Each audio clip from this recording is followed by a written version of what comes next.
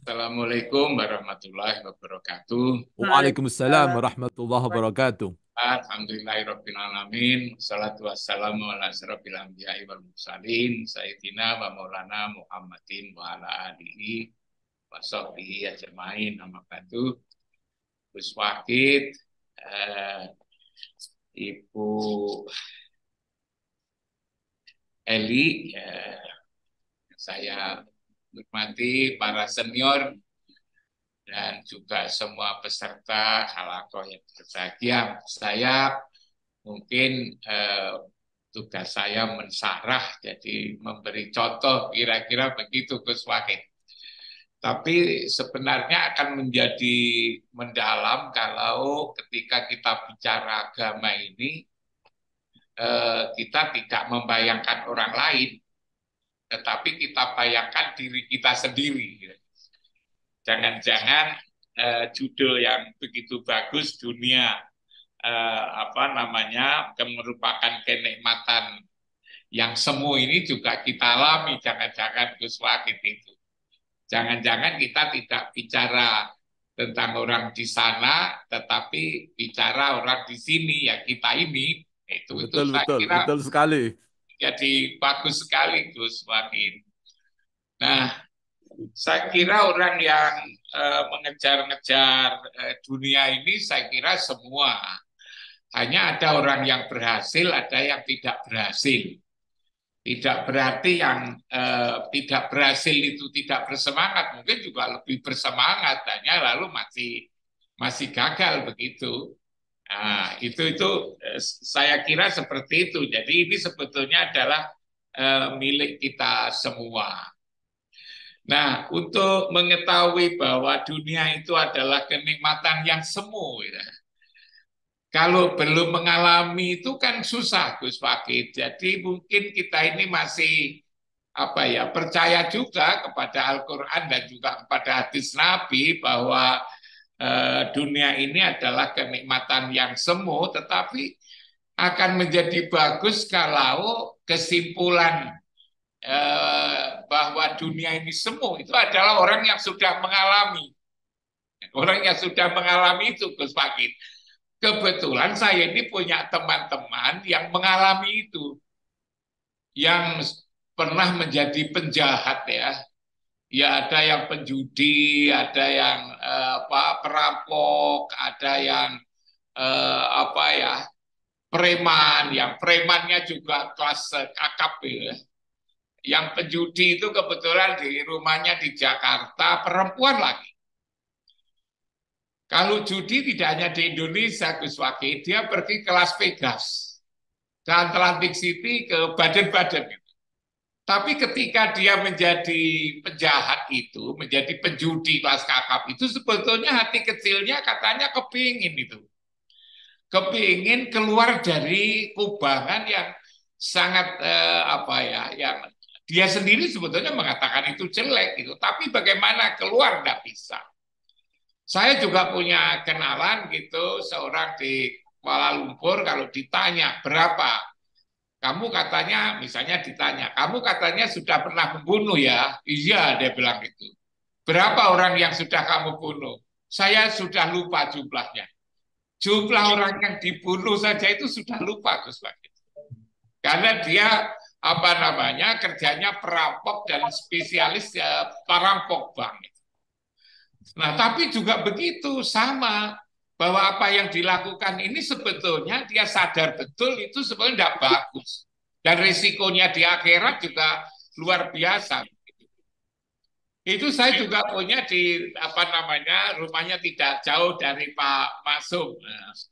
Nah, ini di Nusa Tenggara sana. Orang sana juga tahu bahwa orang sini yang paling nakal siapa, paling jahat siapa. Semua orang tahu kalau katanya itu. Itu juga begitu. Dia mencari kepuasan macam-macam. Saya pernah ketemu, jadi bukan katanya orang, saya pernah ketemu.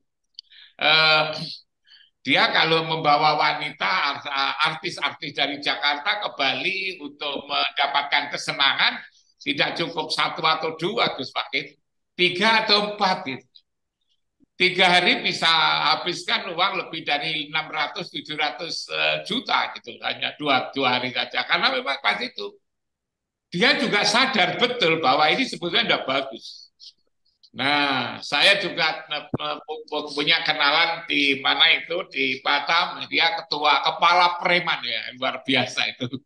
Juga begitu. Jadi, lah orang-orang seperti ini kebetulan dia punya hati, kepingin keluar. Dan ketika sudah menemukan dan kebetulan dapat, yang saya juga kenal, itu bisa cerita betapa sebetulnya kehidupan dunia ini yang betul-betul semu itu dirasakan oleh yang mengalami. Yang saya contohkan itu 4, kalau kita nyari kira-kira 15 dari 20 saja saya sudah punya yang kayak begitu Gus Fakih. Nah, mereka itu umumnya bisa kembali itu persis seperti yang dikatakan oleh Ibu Maliki tadi, harus ada yang menolong gitu. Harus ada orang yang mengajak, karena dia itu ketika di kubangan kemaksiatan seperti itu, dia juga tidak tahu caranya. Karena itu kalau di negeri ini lalu para ulama, para kiai atau ustadz lah, lalu kemudian bisa menolong seperti ini, maka kan bagus. Hanya lalu harus bisa memberitahu di mana dan bagaimana cara keluar dari kubangan yang kayak begini, buruknya kayak begini ini. Nah, saya kira Gus Fakih tahu, saya punya teman-teman yang seperti itu, cara itu memang pakai sholat saja sebetulnya. Jadi sebetulnya ada pendidikan yang sifatnya lebih jasamaniah gitu kan. Ialah sekolah-sekolah mulai dari SD, SMP, SMA, perguruan tinggi itu sebetulnya lebih banyak kepada urusan-urusan yang bersifat keduniawian, yang sifatnya adalah jasmaniah. Saya sebut misalnya otak, yang namanya keterampilan itu kan yang bagian daripada fisik gitu kan. Tetapi di dalam agama itu sebetulnya ada pendidikan rohani. Lah pendidikan rohani inilah yang tidak banyak dikenalin sebetulnya itu. Pendidikan rohani itu apa? Itulah yang saya sebut pendidikan rohani itu adalah ya rumah rohani itu. Yang rumah rohani itu harus kita datangi 5 kali sehari semalam. Rumah rohani itu mana? Itulah kiblat itu sebetulnya. Yang disebut dengan sebutan Ars, yang disebut Baitur Rahman, Baitur Rahim, Baitul Atik, Baitullah. Lalu disebut di Taurat itu dengan jantung alam. Lalu kalau Zabur itu pusat dunia, kalau Injil itu menyebutnya sumbu alam. Kalau Quran itu menyebutnya rumah Allah, kalau orang Jawa itu menyebutnya pusering bumi, mungkin di daerah-daerah juga. Itulah sebetulnya yang namanya pendidikan rohani.